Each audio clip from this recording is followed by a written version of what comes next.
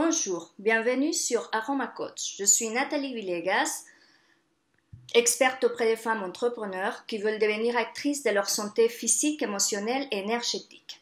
Dans la série d'interviews Découvrez des femmes entrepreneurs qui allient réussite et santé au naturel, je vous présente aujourd'hui avec un énorme plaisir une femme qui a vraiment révolutionné il y a 30 ans la façon de cuisiner et de s'alimenter. Et c'est une femme dont j'admire énormément et je suis fan de son vitaliseur. Donc vous allez savoir de qui je parle en fait. Je parle de Marion Kaplan. C'est la créatrice du vitaliseur de Marion. Je ne vais pas vous dire plus. Je vais passer plutôt la parole à Madame Kaplan. Et donc bonjour. Je vous remercie tout d'abord d'avoir accepté cette invitation et je vous invite à vous présenter. Alors, comme vous l'avez dit, je m'appelle Marion Kaplan, ou plutôt on m'appelle Marion Kaplan, puisque c'est mes parents qui m'ont donné ce nom-là, et c'est mon nom de jeune fille. Et je suis née et même conçue, on va dire, dans un environnement pas forcément top, parce que on était des gens, mes parents, mes grands-parents étaient très fortunés, mais alors le côté affectif, c'était zéro, mais vraiment zéro pointé. Et ma mère, d'ailleurs, m'a gentiment dit il y a peu de temps, écoute, s'il y avait eu la pilule, tu ne serais pas là. Sympa. Dis donc.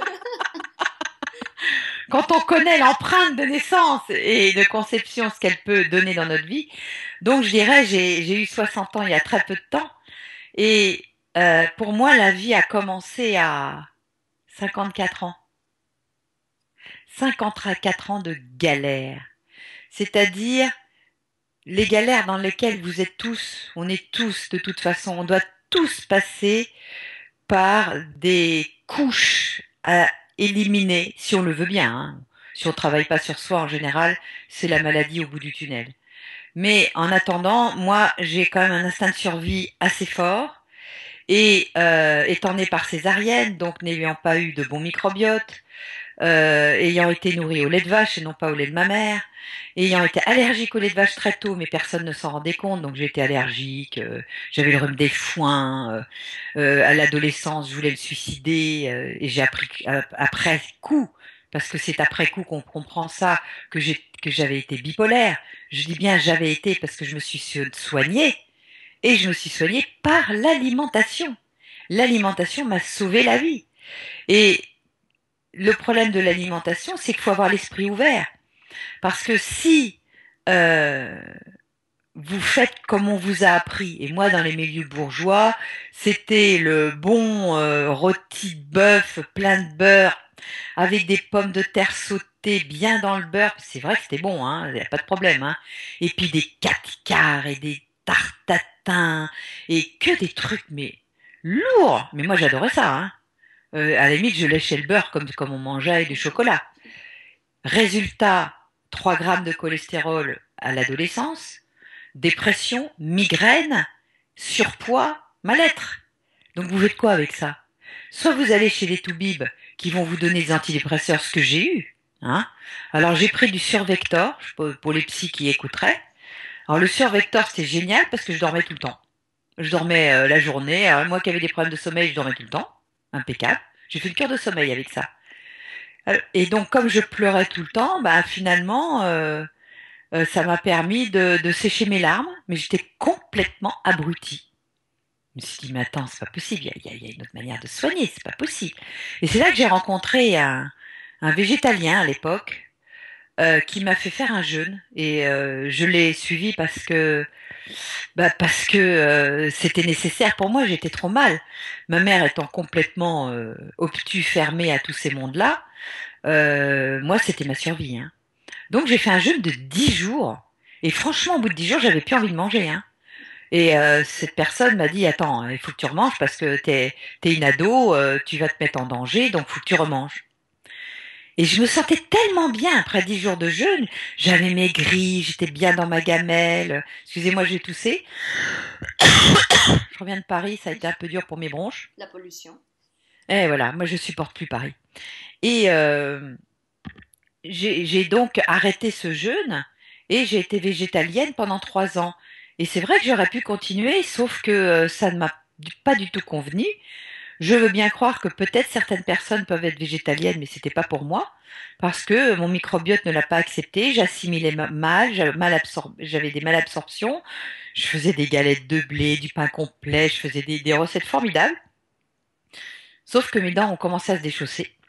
J'avais 8,5 de tension et ma mère a dit, bon, maintenant t'arrêtes tes conneries, hein. Donc j'ai arrêté mes conneries et j'ai commencé à recommencer à manger normalement. Aller du jambon, aller du pain et du beurre. Et j'ai mangé normalement. Alors la tension est remontée, parce que je suis toujours basse de tension de toute façon, mais pas à ce point-là. Mes dents se sont consolidées. Mais alors bonjour les migraines et la dépression. Je dis, c'est pas possible, comment je peux m'en sortir? Et c'est là que je suis partie en quête de tous les régimes, toutes les doctrines, essayer de comprendre pourquoi vegan, pourquoi végétarien, pourquoi macrobiotique, pourquoi Shelton, les dissociations. Bah, franchement, hein, si vous voulez bien m'écouter, moi je vais vous faire une économie de 40 ans de galère ou 45 ans de galère. Parce que l'être humain a des lois physiologiques. Et ces lois physiologiques, finalement, on les a oubliées parce que la nutrition a fait tellement de progrès que plus la nutrition fait de progrès, moins on sait quoi manger. Pourquoi? Parce que les lobbies pharmaceutiques et alimentaires, ils vous ont clafeté. Clafeté, c'est un terme de plongeur où quand on est bien verrouillé avec toute son armature, on est clafeté. Et ben nous, on est clafeté par les lobbies qui nous disent quoi manger et qui nous disent quels médicaments prendre pour supporter cette malbouffe. Vous trouvez pas que c'est incohérent? Tout à fait. Hein? Donc, j'ai sorti mon dernier livre que je vais vous montrer, hop, qui s'appelle Paléobiotique, d'accord, aux éditions Thierry Soucard. Et dans ce livre, vous allez voir d'abord que je vous ai mis des recettes super, hein, parce que je sais qu'on est tous gourmands, hein, et on aime pouvoir avoir des compensations gustatives et que cette gourmandise soit satisfaite. Alors j'ai mis aussi des desserts géniaux. Vous allez voir que, regardez, c'est pas beau ça? Voilà. Hein? Mais c'est important que je vous le dise parce que les gens disent, ouais, quand tu fais attention à ce que tu manges, t'es orthorexique. Mais on devrait tous être orthorexiques. C'est quoi un orthorexique? C'est la personne qui va se soucier de son alimentation et qui ne veut pas manger n'importe quoi. Vous trouvez que c'est une maladie, vous? Bah non, c'est Bah non. quelque chose de normal Bah en oui. fait. Eh ben, il y a des médecins qui sont sur les grandes ondes, je ne vais pas les citer, je ne voudrais pas me mettre en mal avec tous ces gens-là, qui nous traitent d'orthorexiques. Alors qu'il y a 100 ans encore, il y a 100 ans, tout était bio. Tout à fait. Il n'y avait pas de pesticides. Il n'y avait pas vraiment d'engrais. Je crois que ça a commencé il y a une centaine d'années avec la fameuse révolution verte. Vous savez, cette révolution où on a voulu faire des grands champs de blé, de maïs pour nourrir plus de population. Ça, c'est sûr qu'on nourrit plus de monde. Ce qui nous permet d'être plus nombreux. Est-ce un bienfait? Quand on voit les taux de chômage, je ne sais pas si c'est vraiment un bienfait. Mais le problème de ces monocultures, on est en train d'en payer les dégâts. Bien sûr qu'on va accuser le pétrole et les voitures. Mais la grosse accusation, c'est toute la dévastation de notre planète qu'on fait avec ces monocultures pour vous donner vos bons sandwichs, vos bons hamburgers, votre bon pain au chocolat et votre bonne pâte. Vous comprenez ça?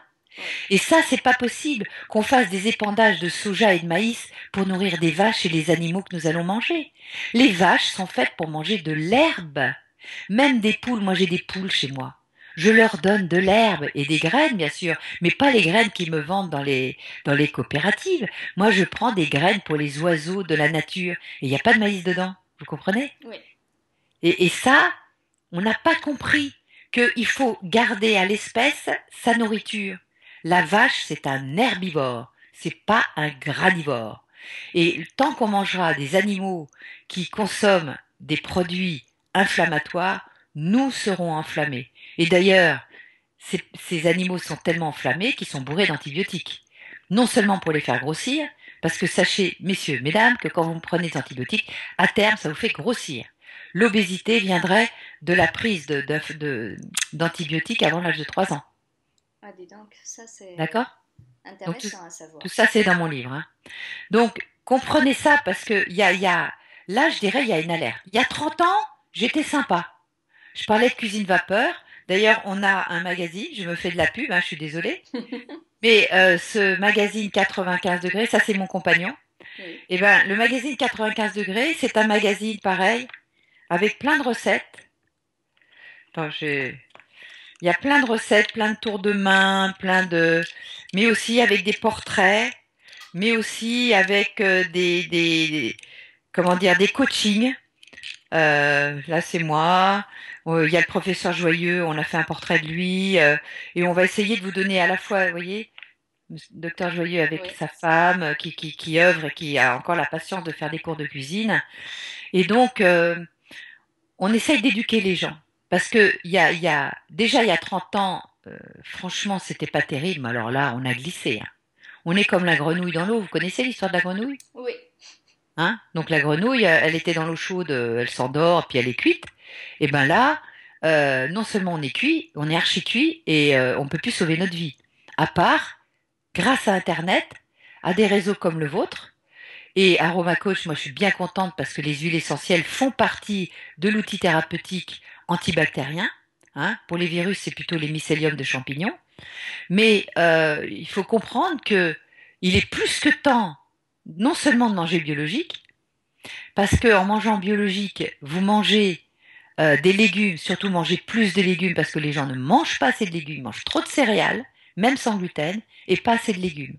Il faut que vous mangez plus de légumes parce que surtout les légumes qu'on poussait en terre, comme les poireaux, les carottes, les oignons, l'ail, etc., contiennent ce qu'on appelle des endobactéries. Et les endobactéries, ce sont des bonnes bactéries, ce sont des bons mycéliums de champignons qui poussent à l'intérieur de la cellule du légume et qui vont nourrir votre flore intestinale qu'on appelle notre microbiote. Et ça, vous ne le voyez dans aucun manuel.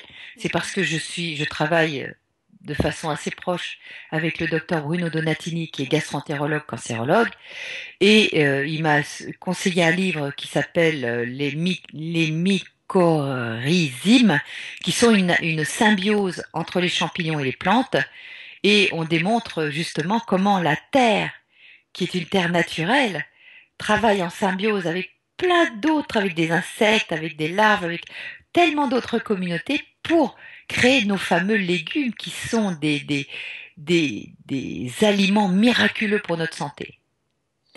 Mais en vous disant ça, je ne vous dis pas d'être végétalien. Tout à fait. Il faut que nous mangions un petit peu de protéines animales. 15% par jour, c'est un maximum, 10-15%. Et si vous avez des jours sans, c'est pas grave. En revanche, mangez une fois des œufs, une fois des poissons, une fois de la volaille. Il vaut mieux éviter les mammifères aujourd'hui, mais si vous avez éventuellement une fois par mois un mammifère irréprochable, vous pouvez. Vous comprenez que c'est une question de mesure. Attention aux fruits qui sont très sucrés, car les fruits entraînent de l'inflammation, entraînent de la fermentation. Donc le citron, ça c'est sans problème, sauf chez les rachitiques. Mais un fruit par jour peut suffire. Ou, si vous voulez, vous les cuisez à la vapeur, parce qu'ils seront un petit peu plus assimilables. Mais il faut faire attention au sucre, parce que le pancréas fait partie des organes les plus sollicités, les plus en danger aujourd'hui avec notre mode de vie. Tout à fait, c'est vraiment une question d'équilibre. Eh Et oui. en parlant de la cuisson vapeur, est-ce que vous pouvez nous dire en fait qu'est-ce qui vous a poussé à créer Sovitaliseur Ténarion? Alors, ça a été une histoire très marrante. À l'époque, j'étais journaliste. C'était dans les années 80. Et je continuais à chercher, je faisais plein de régimes. J'écrivais d'ailleurs une chronique sur l'alimentation. Et donc, lors d'une chronique, j'avais rencontré comment on appelle ça, un comique que vous devez connaître, qui est hélas mort maintenant, qui s'appelle Alex Métayer. Non, je ne connais pas. Oh, il était génial, vous tapez Alex Métayer, il était formidable. Et donc, j'ai fait une interview et c'était à Marseille. Et il me dit, ah Marion, je te trouve sympa, si tu veux, je t'invite au restaurant demain, tu verras, il y a un mec et il est un peu dingue, il fait comme toi, il fait des trucs bizarres dans son restaurant. Allons-y. Ah ben je dis d'accord si tu veux. Et on va à son restaurant à Marseille, il s'appelait André Coquard, et il avait un restaurant un peu sinistre, je veux dire. Et lui-même avait des poches sous les yeux, des cernes, il donnait pas très envie. Mais alors, il m'avait fait un filet de bœuf avec des petits légumes, une petite sauce à base de fond de veau. Euh, mais j'ai bien mangé. En sortant, j'ai pas eu la barre, je me suis sentie tellement légère. J'ai dit, mais c'est quoi son truc? Donc on y est retourné le lendemain, parce que j'ai resté plusieurs jours à Marseille. Et je suis allée voir le nommé André Coquard. Je dis, mais monsieur Coquard, c'est quoi votre secret? Il dit, ben voilà, je cuisine à la vapeur douce. Et il avait déjà son premier appareil, que je ne citerai pas parce qu'il y a un monsieur mal intentionné qui a volé son nom et qui se l'est approprié aujourd'hui.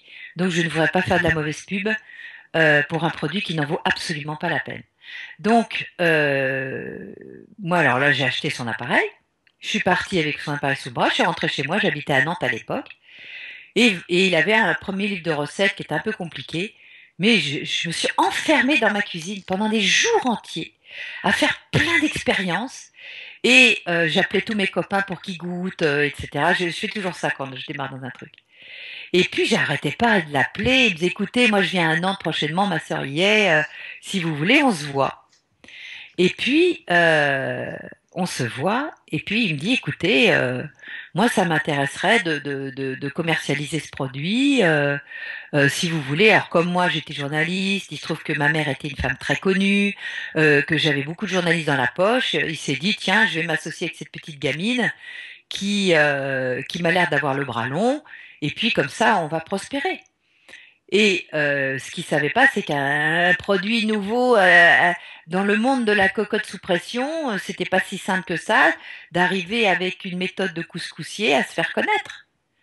Donc j'ai commencé à faire des conférences et c'est là où parmi mes conférences, j'ai rencontré le nommé Guy Thieux et je lui dis, moi j'aimerais bien améliorer ce produit parce qu'il était encore imparfait. Il n'était pas sur le nombre d'or, les trous étaient trop petits, la courbe n'était pas tout à fait comme je voulais, il n'était pas pratique. Et donc, il se trouve que on a fondé notre société en 85 et en 88, André Coquard a eu une péritonite aiguë et ils l'ont achevé à l'hôpital. Hein. Vraiment achevé. Et il se trouve que, je sais pas, une semaine avant, il m'avait cédé ses parts parce qu'il trouvait que j'allais pas assez vite. Je sais pas si vous vous rendez compte, il faut faire plein de conférences. J'ai commencé à faire des radios. On était totalement inconnus. J'ai trouvé un éditeur pour sortir notre premier livre. Ben bon, bref. Ceci étant, vous savez, il y a certainement une justice divine ou une loi divine. Il se trouve que donc il avait cédé ses parts. Les personnes à qui on avait cédé des parts, c'était son ex-femme, je crois, et je sais plus qui d'autre. Et donc ils avaient encaissé le chèque et mon avocat a dit bah écoute parce qu'il était divorcé hein, depuis longtemps. Mon avocat m'avait dit bah écoute puisqu'ils ont empoché le chèque, ils peuvent plus te demander quoi que ce soit. Alors je me suis dit j'ai les coups des franches, je suis désolée de le dire, et je vais pouvoir aller plus loin. Et donc j'ai rencontré Guy Thieux et on a à ce moment-là dessiné ce qui sera le vitaliseur aujourd'hui. Et c'est-à-dire là, on a mis les paramètres d'onde de forme, on a mis les paramètres du nombre d'or, et là est né le vitaliseur. Mais je dois amener la première réflexion à André Coquard, qui était un chimiste qui avait plus d'une vingtaine de brevets à son actif, et qui, comme il avait des soucis de santé, avait compris que la vapeur, c'était la cuisson qui préservait le mieux le produit, mais la cuisson à la vapeur douce, sans altérer sans fabriquer de nouvelles molécules puisqu'on n'est pas à plus de 100 degrés. Il faut être à plus de 100 degrés à sec, et d'ailleurs on commence à faire la réaction de Maillard à plus de 120 degrés pour commencer à dégrader le produit.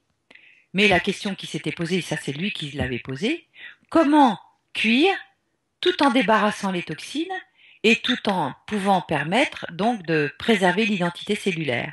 Donc entre le premier appareil et le vitaliseur, on a vraiment potentialisé les performances du produit et les trous étant plus larges, ça cuisait encore beaucoup plus vite parce que ce qui compte, c'est que comme vous, quand vous prenez un sauna, on ne va pas vous laisser 2 heures dans un sauna. Parce que même au vitaliseur, si vous cuisez trop longtemps, vous allez détruire le produit. C'est pareil, oui. C'est pareil. Même si vous ne créez pas de nouvelles molécules, petit à petit, il y a une souffrance qui va se faire. Donc, les conseils qu'on vous donne de couper en petits bouts, d'attendre que l'eau bout à gros bouillon, de ne pas baisser le feu. Parce que si vous baissez le feu, vous perdez de l'activité. Il faut absolument que l'eau bout à gros bouillon, qu'il y ait un bon dégagement de vapeur, Vous attendez 1 ou 2 minutes que tout ce qui est volatile soit éliminé, comme le chlore, comme certaines particules d'huile essentielle, des choses comme ça peut arriver, des contaminations endocriniennes, etc. Tout ça part avec la vapeur et est éliminé. Au bout de 2 minutes, il n'y en a plus. Et à ce moment-là, vous avez que de l'eau pure. D'ailleurs, dans le couvercle, on le voit, il est toujours propre, il n'y a jamais de calcaire, parce que le calcaire et les métaux, ils sont lourds, ils restent dans l'eau. Ce qui est volatile, c'est tout ce qui est aromatique. Tout à fait. Hein? Voilà. Donc, on a vraiment amélioré les paramètres, mais je dois quand même rendre hommage à André Coquard qui a été à l'initiative de penser à cette cuisson. Hein. De toute façon, les Chinois l'avaient mis au point il y a des milliers d'années, mais leur outil en osier, le problème, c'est qu'il n'y a pas assez d'activité. Alors c'est pour ça qu'ils ont mis des étages. Oui. Normalement, au tout début, c'était pas forcément pour mettre des aliments à chaque étage, mais c'était pour redonner une dynamique à la vapeur, parce qu'elle manque de dynamisme. Quand vous allez dans un restaurant chinois et que vous commandez un poisson, ils disent « Oh là là, ça va être long, ça va mettre au moins 20 minutes. » Dans le vitaliseur, en 5 minutes, il est cuit. Ça, c'est sûr que c'est vraiment génial. C'est vraiment passionnant de vous écouter et de comprendre comment vous savez évoluer, comment vous savez créer votre Voilà, donc entreprise. la vie fait qu'on fait des rencontres, que ces rencontres, moi, c'est toujours par passion. C'est pas un travail que j'ai, puisque c'est moi. C'est ma quête, c'est mon enthousiasme, c'est mes recherches. Quand j'organise des congrès, c'est pour partager mes connaissances, c'est tout. D'ailleurs, on ne gagne pas d'argent avec les congrès. Ceux qui veulent en faire, bah, faites-les, allez-y. Mais quand on les fait avec la qualité qu'on fait, vous gagnez rien. Mais nous, on fait pas ça pour gagner de l'argent, on fait ça parce qu'on a besoin de partager. Enfin, moi, en tout cas, j'ai besoin de partager mes connaissances. Et parce que je dis, plus on est de gens qui sommes sur la même longueur d'onde et qu'on a compris qu'il y avait du visible, mais il y avait aussi un invisible qui avait une influence sur la matière, eh bien, on peut commencer à comprendre que le monde est plus riche et plus vaste qu'on ne le croyait. Ah, ça c'est sûr. Et Madame Kaplan, comment comment vous prenez soin de vous au naturel et qu'est-ce que Ah, vous moi, faites? alors là, je prends soin de moi parce que je suis quelqu'un qui se stresse très facilement. Vous avez pu le voir avec l'informatique. Oui. Et je fais beaucoup de sport. Donc au moins 3 fois par semaine, je fais entre 40 et 60 kilomètres de vélo à chaque fois. Ça fait des sorties entre 3 heures, 4 heures. 4 heures, c'est mon... Au bout de 4 heures, j'en ai marre. Hein. Mais ça fait à peu près 3-4 heures de vélo, avec des dénivelés, hein, pas du vélo plat. Hein. Je n'accepte pas toutes les conférences, parce que j'ai besoin de me reposer. Je m'aperçois que les déplacements me fatiguent. Donc là, par exemple, je fais un tour de force parce que je pars à l'étranger mardi.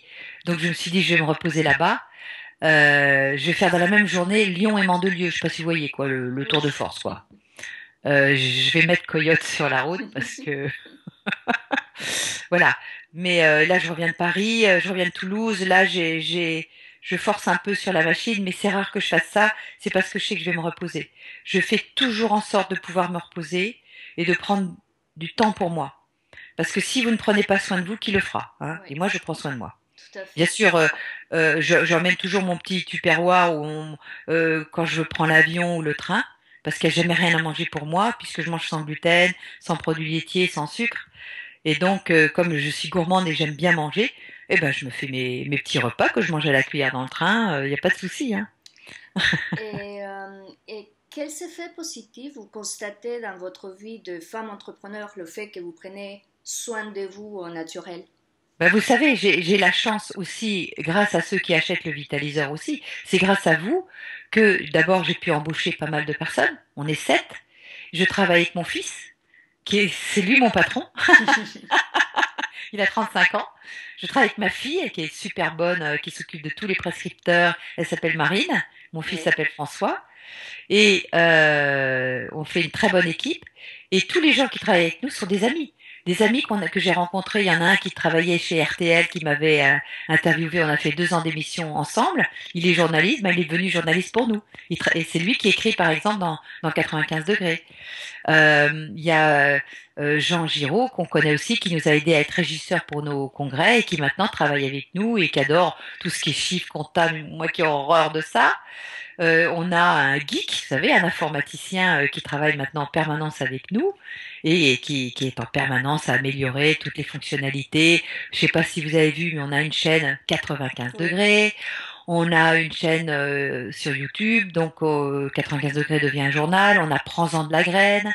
On a Steam Surfing, qui est une plateforme d'échange gratuite pour les gens qui veulent manger sans gluten et qui sont pas chez eux, qui vont à Toulouse, ils regardent sur Steam Surfing s'il y a quelqu'un, ils disent ah tiens, est-ce que je peux dîner chez vous? C'est Ils génial. s'échangent des invitations, donc c'est une plateforme gratuite. Hein. Tout ça c'est gratuit.